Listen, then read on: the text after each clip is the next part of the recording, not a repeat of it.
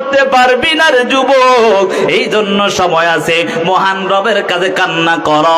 আল্লাহ বলেন, ইয়া আইয়ুহাল্লাযীনা আমানু তুবু ইলাল্লাহি তাওবাতান নাসুহা আসা রাব্বুকুম আন ইউকাফিরা আনকুম সাইয়্যাতিকুম ওয়া ইউদখিলাকুম জান্নাতিন তাজরি মিন তাহতিহাল আনহার।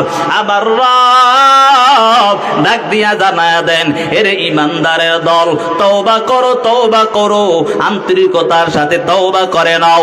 আর জীবনে অন্যায় করব না, আর জীবনে মা বাবার সাথে অন্যায় করে করে নিজের জীবনটাকে ধ্বংস করে দিব না।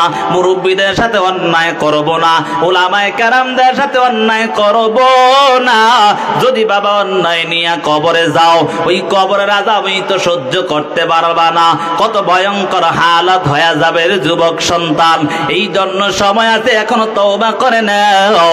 ওই মৃত্যু থেকে কেউ একটা মুহূর্তের জন্য পলায়ন করতে পারবে না। তোমার যেখানে মৃত্যু লেখা আছে সেখানেই তোমার মৃত্যু আসবে। কথা বলেন ঠিক না বেঠিক? এই জন্য পালানোর কোনো সুযোগ হবে না। পয়গম্বর সুলাইমান আলাইহিস সালাতু ওয়াস সালাম কেমন পয়গম্বর ছিলেন, যিনি এমন ভাবে পুরা কুল কায়নাতকে শাসন করতেন। এমন অবস্থার মধ্যে পয়গম্বর সুলাইমান আলাইহিস সালাতু ওয়াস সালামের দরবারের মধ্যে একজন উজির বসে রয়েছেন। উজির বসে থাকার পর হঠাৎ করে একজন আগন্তুক মুসাফির আসিয়া পয়গম্বর সুলাইমানের সঙ্গে কি যেন কথোপকথন করতেছে, কিন্তু কথা তো ঠিক বলে পয়গম্বর সুলাইমানের সাথে, কিন্তু ওই আগন্তুক মুসাফিরটা অন্য একজন উজিরের দিকে বারবার কেমন যেন তাকায়, পাকা চোখে তাকায়। বাঁকা চোখে তাকানোর কারণে ওই উজিরটা মনের মধ্যে ভয় ঢুকে গেল, কেন এভাবে তাকায়।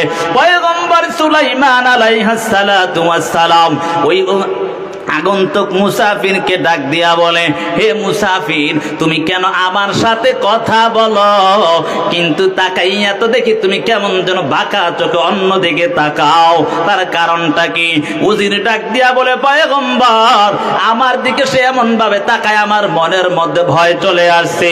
এমন বলার পর ওই আগন্তুক মুসাফির কেমন যেন পয়গম্বর সুলাইমান আলাইহিস সালাতু ওয়াস সালামকে ডাক দিয়া বলে, এ পয়গম্বর, আমি আর দুনিয়ার কেউ নাই, আমি হলাম মালাকুল মউত আজরাইল।